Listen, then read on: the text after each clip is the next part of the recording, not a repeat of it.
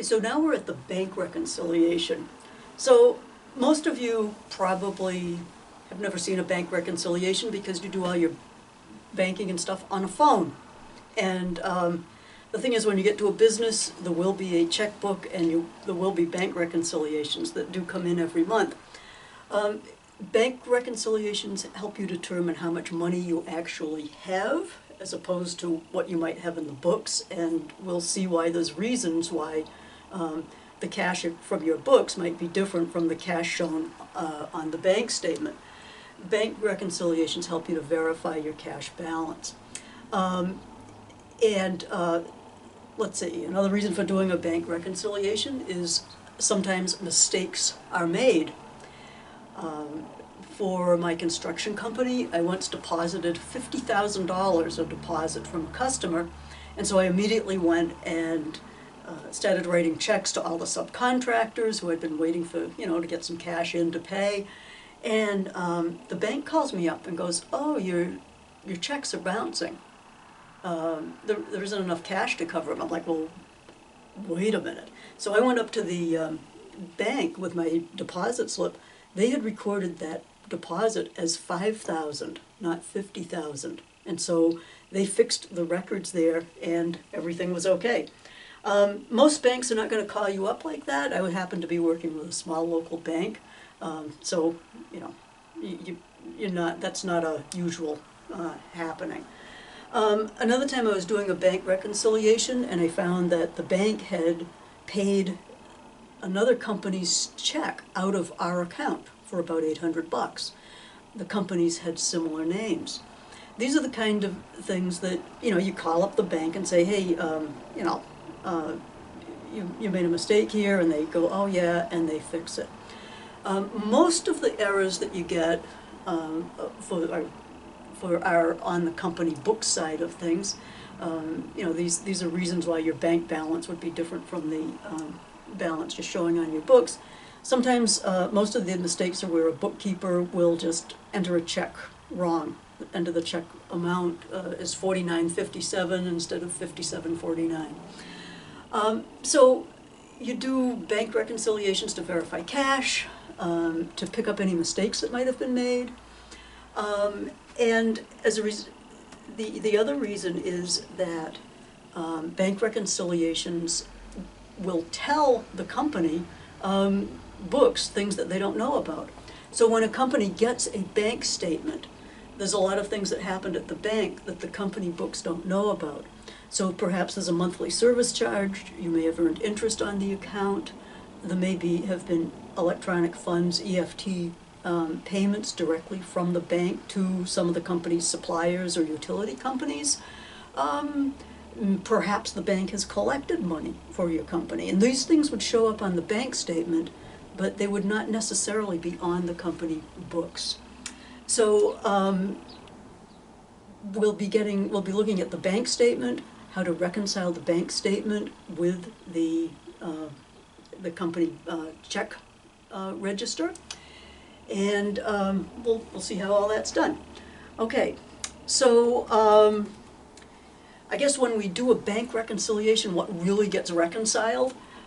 Maybe you've been in a relationship or know someone who's been in a relationship with some serious issues, and when you ask your friend about it or whatever, they say, "Yeah, it's complicated." Well, so unless it's a situation of irreconcilable differences, both parties will make some adjustments, and then, maybe some reconciliation is reached. You can always hope. Well, that's kind of what happens with the bank reconciliation. You've got the bank side of things. Actually, we could even start looking at this here. You got the bank side of things. You got the book side of things. You're going to make certain adjustments on the bank side. You're going to end up at an adjusted balance. You're going to look at the book side. You're going to make some certain adjustments up and down and get an adjusted balance. This is the reconciliation here. That's where you're trying to get the numbers to end up the same here as here. Okay, so I guess one basic question is, why would the checkbook balance really be different from the bank balance at the end of the month? And I talked a little bit about the monthly service charges and things like that. But there's also other reasons as well. When a company makes deposits, chances are they'll be making deposits, maybe towards the end of the month. Those deposits are recorded on the company books, but they don't make it to the bank in time to get recorded on this month's bank statement. So what you have are deposits in transit. The book balance will show up higher than the bank balance because the books have recorded those deposits, the bank doesn't know about them yet. The same thing happens with checks that are written towards the end of the month. You'll have checks outstanding where the company has deducted all these checks from their books, but the bank doesn't know about them yet. It can also be a situation where, like with my contracting company, I write a check to the plumber for $5,000. The plumber gets in the truck, he dumps his coffee, the check goes flying, the coffee goes flying, the check ends up under the seat and he forgets about it because he's got such a mess to clean up. And so that would be a check outstanding. It didn't make it to the bank. So I've deducted that $5,000 off my company books, but the bank hasn't deducted it from my account because that check hasn't cleared through the system yet. So we'll see how checks outstanding and deposits in transit work. Okay, so this brings me to my handy-dandy way of doing bank reconciliations. This gives you a very simple conceptual format to work with. If you're working for a company or you're trying to do the bank reconciliations through the textbook site or, according to the, answers that are given through the textbook, they may do it one way. Each company has their own way of doing things. But this gives you the basic concept, and you can adapt this to however makes sense to you, okay, or whatever you need to be using. So it starts out with, you go to the bank statement that's come in the mail.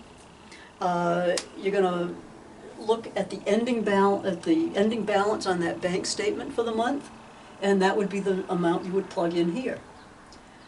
Then the typical things that would get added would be things like your deposits in transit. Oh, did I not? Okay, the things that would be getting added would be your deposits in transit.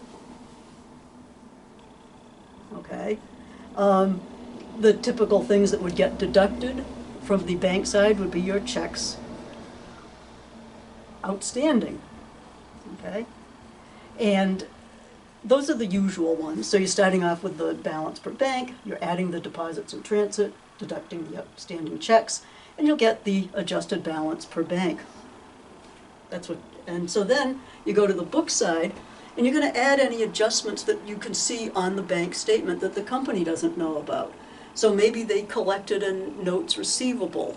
So they could have, maybe the bank collected a note receivable. Perhaps there was interest revenue on that. Okay. You may end up looking at the bank statement again and saying, oh yeah, we had some service charges. Okay, so that would get deducted.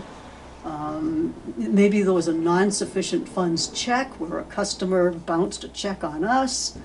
And there could be various other things. There could be electronic funds transfers for the utility company.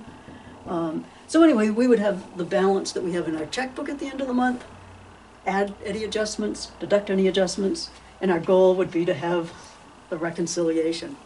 Okay, so that's sort of an outline of how the bank reconciliation works, and so next we'll work through a couple of examples of how they actually work.